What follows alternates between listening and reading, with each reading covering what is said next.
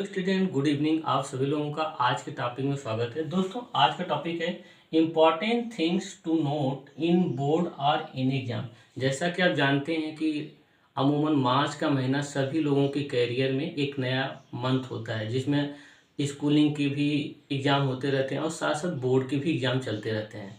तो खास करके एक किसी भी एग्जाम के पॉइंट ऑफ व्यू से इम्पॉर्टेंट है। हम कुछ टॉपिक पे बात करेंगे कि क्या हमें ध्यान देना चाहिए, क्या ऐसी चीज़ें हैं जिसको हमें सावधानी से करना चाहिए ताकि हमारा अच्छा से अच्छा परफॉर्मेंस हो सके या हमें हमसे कोई गलती ना हो। मेन होता है कि हम लोग पहली बार पेपर देने जाते हैं, एग्जाम बोर्ड का मान लो देने जा रहे हैं, अब कोई मिस्टेक हो गया तो पूरे के पूरे पेपर में हम लोग परेशान रहते हैं कि क्या होगा क्या नहीं होगा। तो इसलिए अच्छा है कि मिस्टेक करो ही नहीं। तो इसलिए हम कुछ इंपॉर्टेंट चीज़ बताएंगे, कैसे हम नंबर अच्छा पाएँ, क्या क्या ध्यान रखें कॉपी लिखते समय। तो देखो, पहला पॉइंट है इंस्ट्रक्शन। तो सबसे पहले आपको बोर्ड की जो कॉपी मिलेगी और पेपर मिलेगा, उस पर दिया गया इंस्ट्रक्शन आप लोग पढ़ना, प्रॉपर ढंग से इंस्ट्रक्शन पढ़ना, 10 से 15 मिनट आराम से पढ़ना, क्योंकि इतना टाइम प्रॉपर दिया जाता है कि हर बच्चा 10-15 मिनट 20 मिनट पेपर पढ़ सके और अपना अंतिम में 10 मिनट रिवीजन भी कर सके। तो प्रॉपर टाइम होता है, आप लोग घबराइएगा नहीं। पहले इंस्ट्रक्शन पढ़िएगा कि क्वेश्चन की वर्ड लिमिट क्या है। ध्यान दीजिएगा कि 5 नंबर का क्वेश्चन है तो कितना वर्ड लिमिट है, उस पर लिखा रहता है कि long question, short question, MCQ सभी के बारे में इंस्ट्रक्शन दिया रहता है। तो आप इंस्ट्रक्शन ध्यान से पढ़ें और इंस्ट्रक्शन के अनुरूप ही क्वेश्चन का आंसर देने का प्रयास करें, अपने मन से ना दें। तो सबसे पहला पॉइंट है इंस्ट्रक्शन, और उस पर आप लोग 10 से 15 मिनट आराम से, जब तक पूरा पेपर नहीं पढ़ लेते हैं तब तक उसको पढ़ते रहें, आराम से पढ़ें। सेकेंड है fill the answer copy carefully. वहाँ पे टीचर होते हैं और बच्चे क्या करते हैं कि जल्दबाजी में जो उनको समझ में आता है वही भरने लगते हैं। ये गलती कभी ना करें। वहाँ पर टीचर इसीलिए होते हैं कि आपको कोई डाउट होता है तो तुरंत उनसे पूछें और बिना डाउट क्लियर अपना फॉर्म ना भरें। मीन्स अपने आंसर कॉपी को फिलअप अपने से करने का प्रयास न करें। अगर कोई भी डाउट होता है तो वहाँ टीचर से तुरंत संपर्क करें और बिना डाउट क्लियर कोई चीज़ भी ना भरें। ये आपसे रिक्वेस्ट है, क्योंकि एक बार गलती होता है तो पूरे क्लास में, पूरे 3 घंटे के पेपर में हमेशा डिस्टर्ब माइंड आपका रहेगा। तो अच्छा है कि गलती करो ही नहीं। तीसरा आता है आंसर देते समय क्वेश्चन का नंबरिंग सही से करें। देखो, सबसे इम्पोर्टेंट है कि कई बार बच्चे क्या होते हैं कि किस क्वेश्चन का आंसर दे रहे हैं वही भूल जाते हैं, और ये सबसे बड़ा फॉल्ट माना जाता है। आप कोई एग्जामिनर ढूंढ ढूंढ के आपका आंसर नहीं देखेगा कि ये किस क्वेश्चन का लिखा है। तो सबसे पहले मान लो एक कॉपी है तो अपने लेफ्ट साइड में एक कॉलम लाइन खींच लो और यहाँ पे answer number 1, answer number 2, answer number 3, इसका नंबरिंग करते हुए प्रॉपर ढंग से लिखो। तो लिखने का भी तरीका कई बार आपको नंबर दिलाता है। और सबसे इम्पोर्टेंट कि एक सीक्वेंस से आप अगर लिखोगे तो एग्जामिनर को कॉपी चेक करने में आसानी होगा, वो आसानी से आपको आधा नंबर, कुछ न कुछ नंबर देखे जाएगा। तो एक प्रॉपर ढंग से आप अपने क्वेश्चन की नंबरिंग को जरूर करें। ये नहीं कि रैंडम जल्दबाजी में क्वेश्चन का नंबरिंग नहीं कर रहे हैं, भूल जा रहे हैं, तो एक गलत मैनर है। फिर एग्जामिनर आपसे बहुत अच्छा इंप्रेस नहीं हो पाएगा आप पे। उसके बाद ध्यान दें कि how to write better answer writing. हम आंसर राइटिंग को कैसे अच्छा लिखें, क्या लिखें कि उसमें हमारा एग्जामिनर को आंसर पढ़ने के बाद प्रभावित हो। तो देखो दोस्तों, सभी के पास एक कॉमन नॉलेज होता है। कॉमन नॉलेज का मतलब कि कहीं ना कहीं एक सिलेबस डिफाइन है सीबीएसई बोर्ड या किसी भी बोर्ड के द्वारा, और उसी सिलेबस को सभी लोग पढ़ के जाते हैं। लेकिन बस एक अंतर आता है, सबसे अलग होता है आपका पॉइंट ऑफ व्यू।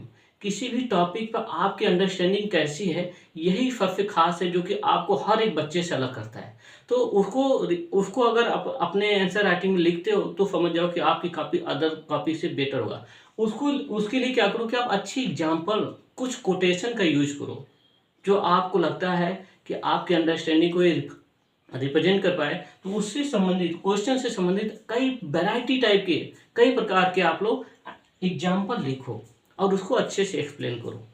और उससे भी, अब देखो, एक कुछ तो बच्चे करते हैं कि क्वेश्चन अगर नहीं आ रहा है, एकदम नहीं आ रहा है समझ तो छोड़ देते हैं। देखो, छोड़ने से अच्छा है कि उसको कम कम टच करो। टच करने का मतलब है कि क्वेश्चन पढ़ो और जरूरी नहीं कि टू द पॉइंट अगर आंसर नहीं आ रहा है, अगर लॉन्ग क्वेश्चन है 5 नंबर का क्वेश्चन, तो उसके सराउंडिंग कुछ लिखो, कुछ अपने ओपिनियन दो, उससे उसी कॉन्सेप्ट से टच करता हो, ताकि एग्जामिनर समझे कि आपको टू द पॉइंट क्वेश्चन नहीं आ रहा है क्वेश्चन का आंसर नहीं आ रहा है लेकिन आपको नॉलेज है, और इम्पॉर्टेंट ये है कि आपकी नॉलेज को चेक किया जाता है। ये रट्टू तोता नहीं है कि आप बैठ के बैठे हैं आप वही चीज़ लिख रहे हैं।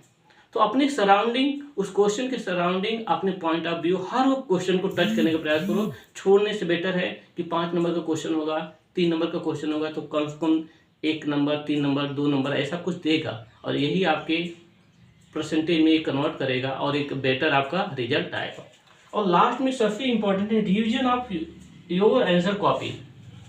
क्या होता है कि जल्दबाजी में बच्चे लास्ट में अपना आंसर मिलाना भूल जाते हैं कि वो कौन कौन से क्वेश्चन को अटेम्प्ट किए हैं, कौन से क्वेश्चन को अटेम्प्ट नहीं किए। तो आप लोग जल्दबाजी मत दिखाइएगा, लास्ट में 10 मिनट जो बचे, क्योंकि हर 1 घंटे पर बेल बजता रहता है, वार्निंग भी दिया जाता है कि अब कॉपी लिया जाएगा, तो प्रॉपर आपको इंस्ट्रक्शन मिलता रहता है। आप लास्ट में एक बार जरूर अपने कॉपी को पलट लें कि आप कौन से क्वेश्चन का आंसर दिए हैं, कोई क्वेश्चन छूट तो नहीं गया है। क्योंकि जल्दबाजी में बहुत से होता है कि आप लोग टिक नहीं मारते हो क्वेश्चन करते समय, तो पता नहीं चलता कि कौन से क्वेश्चन किए, कौन से क्वेश्चन नहीं किए। तो आप जो पेपर है उस पर एक बार टिक कर लो लास्ट में कि हमने ये सब क्वेश्चन अटेम्प्ट कर लिया, और अपने आप को एश्योर कर लो कि आपका आता हुआ कोई भी क्वेश्चन छूटा नहीं है।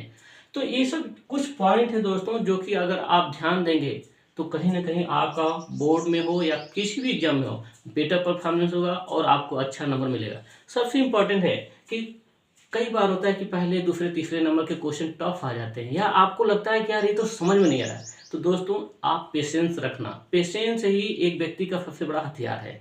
अगर आप पेशेंस खो दिए तो समझो कि आपका एग्जाम बेकार हो जाएगा, 3 घंटा आप हमेशा परेशान रहोगे। तो सबसे इम्पोर्टेंट है कि पेशेंस रखो, अपने माइंड को शांत रखो और रिवाइज करो। सोचो कि यार ये तो टॉपिक पढ़ा था, न करने से अच्छा है कि फिर टच करो, लेकिन वही है कि उसको लास्ट में टच कर लो। अगर तुम्हें नहीं आता है, एकदम नहीं आता है, पेपर पूरा जब पढ़ोगे तो तुम्हें पता चल जाएगा पहले ही 10-15 मिनट में तुम्हें कितना आ रहा है, और तुम्हारा कॉन्फिडेंस बिल्ड हो जाएगा।